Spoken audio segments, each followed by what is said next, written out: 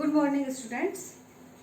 2 दिन की छुट्टी के बाद आज हम फिर से मिल रहे हैं। 2 दिन पहले जो हमारी क्लासें चल रही थी, आप सभी को त्यौहार भी आने वाले हैं, श्रावण मास आधा जा चुका है, तो आप सभी को बहुत बहुत शुभकामनाएं हैं। आने वाले जो त्यौहार है, जो आगामी जो भी दिवस हैं जो हम मनाते हैं त्यौहार, उनके लिए। इससे पहले जो कक्षाएं चल रही थी हमारी 2 दिन पहले, उसमें हमने अपना जो टॉपिक खत्म किया था वो काव्य रीति,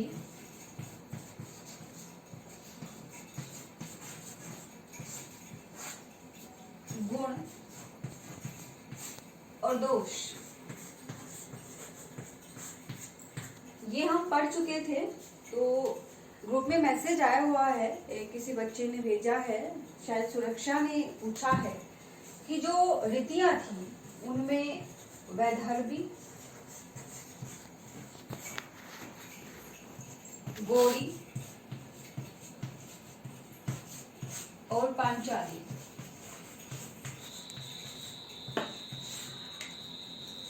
ये तीनों रीतियां हमने पढ़ी, इनके साथ ही गुण भी पढ़े थे।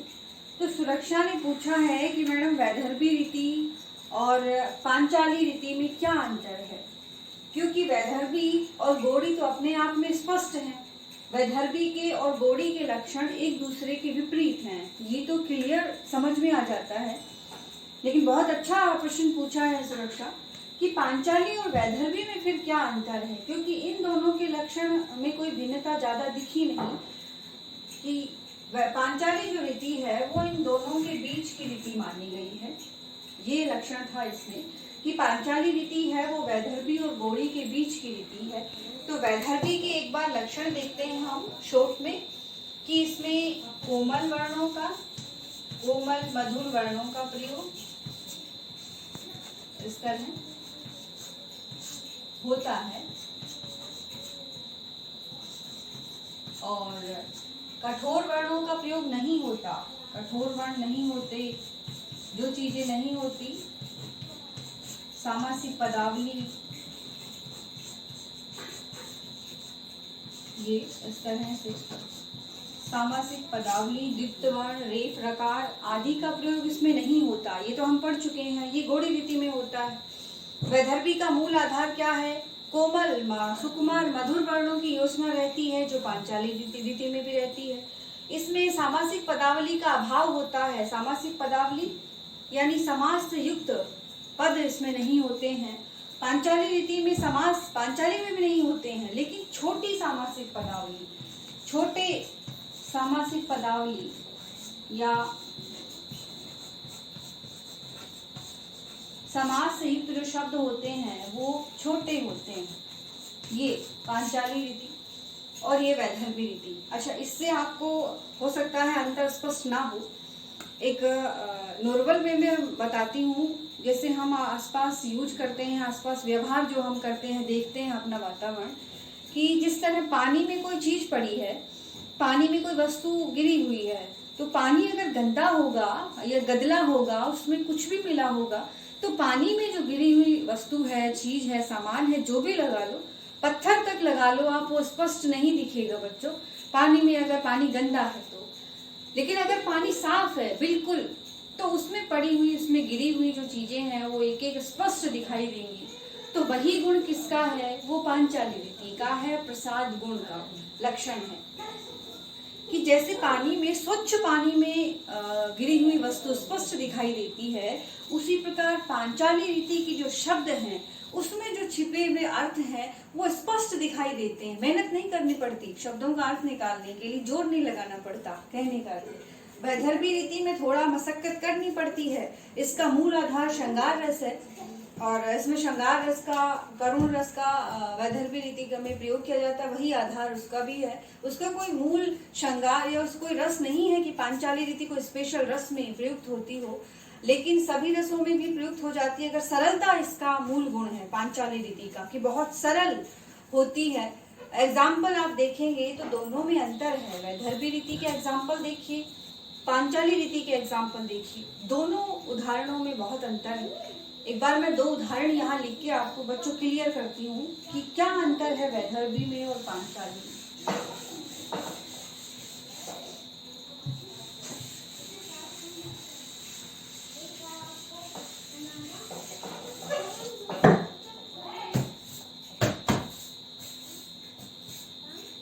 उदाहरण पहले भी लिखा चुकी हूँ, 2-2, 3-3 लिखवाए हैं, गुण के भी रीतियों के भी।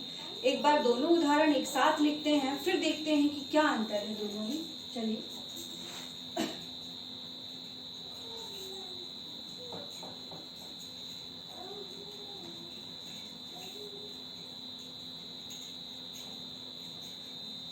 ये वैदर्भी रीति का उदाहरण है। देखिए, एक एक लाइन या छोटी पद जो है वो लिख देती हूँ।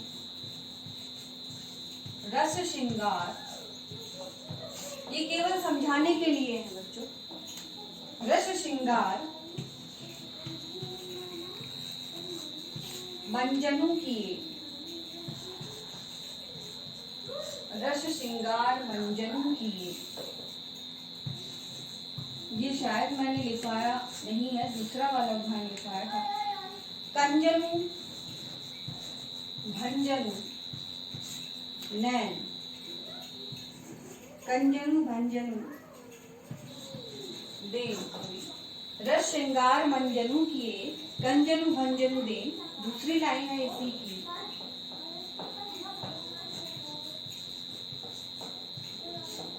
अंजनु रंजनु, अंजनु रंजनु हूँ बिना।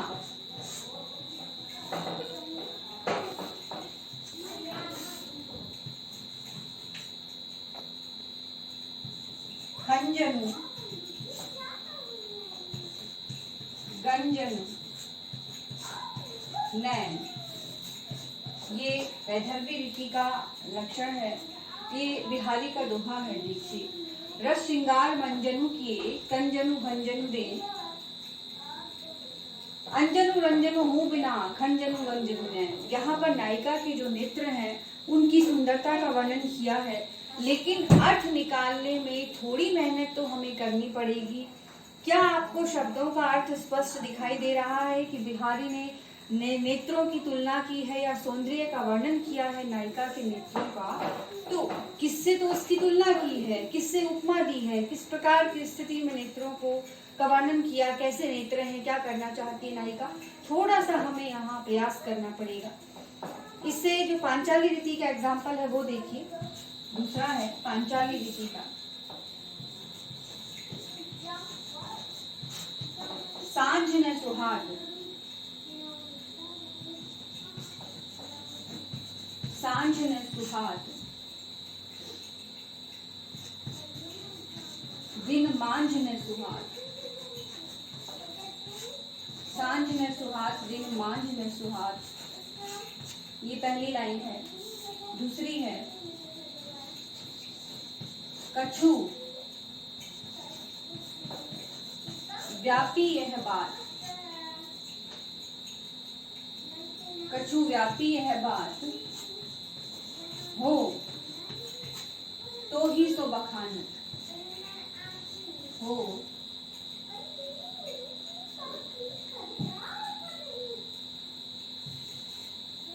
दूसरी लाइन देखिए, कछु व्यापी यह बात तो, आगे कहती है नायिका बखावत हो ते भी सो। दोनों एग्जाम्पल में अगर हम पढ़ के देखेंगे, उदाहरण देखेंगे दोनों, तो स्पष्ट अंतर दिखाई दे रहा है। यहाँ जो शब्द हैं उसके अर्थ स्पष्ट दिखाई दे रहे हैं। क्या कह रही है? सांझ ने सुहात दिन मांझ ने सुहात। नायिका कहती है कि ना तो मुझे दिन अच्छा लगता है और ना ही मुझे शाम अच्छी लगती है, यानी दिन रात सुबह शाम कुछ भी अच्छा नहीं लगता है। कछु व्यापी यह बात तो, कि ये जो बात अनोखी बात मेरे साथ हो रही है, बखावत हो तो ते ही सो, मैं केवल तुमसे ही बता रही हूँ। शब्दों का अर्थ स्पष्ट दिखाई दे रहा। यहाँ ऐसा है, यहाँ ऐसा नहीं है। यहाँ हमें थोड़ा प्रयास करना पड़ेगा। देखिए, रस श्रृंगार मंजनु किए कि श्रृंगार कर रखा है सुंदर। कंजनु भंजनु देन, जो नेत्र हैं उनका उसने श्रृंगार कर रखा है नायिका ने। किसके लिए? नायक के लिए। अंजनु रंजनु मुंह बिना, अंजनु यानी काजल के बिना, रंजनु सुंदर दिखाई दे रहे हैं। खंजनु गंजनु नैन, जो खंजन नामक पक्षी है उसके नेत्र बहुत सुंदर हैं। खंजन पक्षी के नेत्रों की तुलना नायिका के नेत्रों से की है कि नायिका के जो नेत्र हैं वो इतने सुंदर हैं कि वो बिना काजल के भी इतने सुंदर लग रहे हैं कि खंजन नामक पक्षी है उसके नेत्रों के समान लग रहे हैं।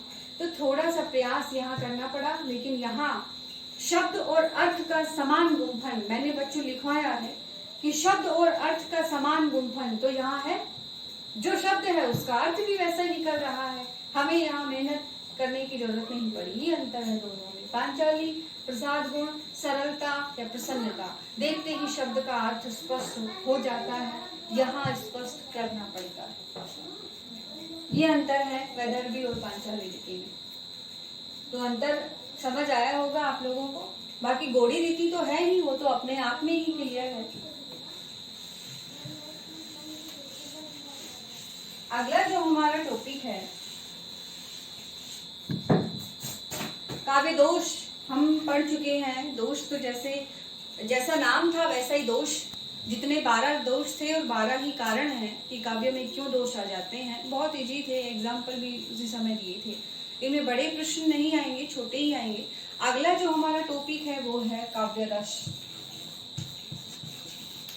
रस कह दो या काव्य रस कह दो, कुछ भी कह दो, एक ही बात है। रस में जो बिंदु थे कि रस की परिभाषा, रस के प्रकार, रस के अवयव, वो हमें पढ़ने हैं। देखिए, तो रस तो पहले भी आपने पढ़े होंगे, नवरस सुना है, 9 प्रकार के रस हैं, थोड़ा बदलाव, थोड़ा हेर फेर उनमें हुआ है। तो रस किसे कहते हैं, रस की परिभाषा किसे कहते हैं? जाहिर सी बात है आप लोग बता नहीं सकते, लेकिन ग्रुप में मैसेज आप जरूर कर सकते हैं अगर आप किसी को आती हो। रस किसे कहते हैं? काव्य को पढ़ने और सुनने से मिलने वाला आनंद रस कहलाता है। हालांकि रस को कोई देख नहीं सकता है, ये अनुभूति का विषय है। जो आनंद है, जो भाव है, जितने भी प्रकार के जो हमारे मन से निकलते हैं एक एक करके, वो सब क्या है, स्पष्ट रूप से उनको कोई देख नहीं सकता है, मूर्त रूप नहीं है। मूर्त रूप क्या होता है कि किसी चीज को हम छूकर देख सकते हैं, किसी चीज का आकार प्रकार हमारे सामने होता है। तो भावों का आकार प्रकार थोड़ी होता है, भाव तो अदृश्य होते हैं, वो हम उनको अनुभूत कर सकते हैं, अनुभव कर सकते हैं, व्यवहार में देख सकते हैं, लेकिन मूर्त रूप उनको नहीं दे सकते। यानी ऐसा नहीं है कि क्रोध कोई ऐसी वस्तु है जिसको हम छूकर देख सकते नहीं, लेकिन क्रोध को हम देख सकते हैं, उसको व्यवहार में देख सकते हैं, उसको दूसरे पे, अपने पे, कहीं भी देख सकते हो। आप क्रोध को अनुभूत कर सकते हो। इसी प्रकार रस क्या है? आनंद है।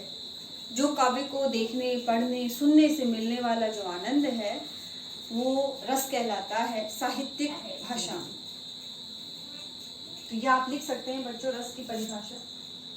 बाकी बहुत सारे विद्वानों ने अलग अलग दी है, लेकिन निष्कर्षतः जो एक परिभाषा है वो है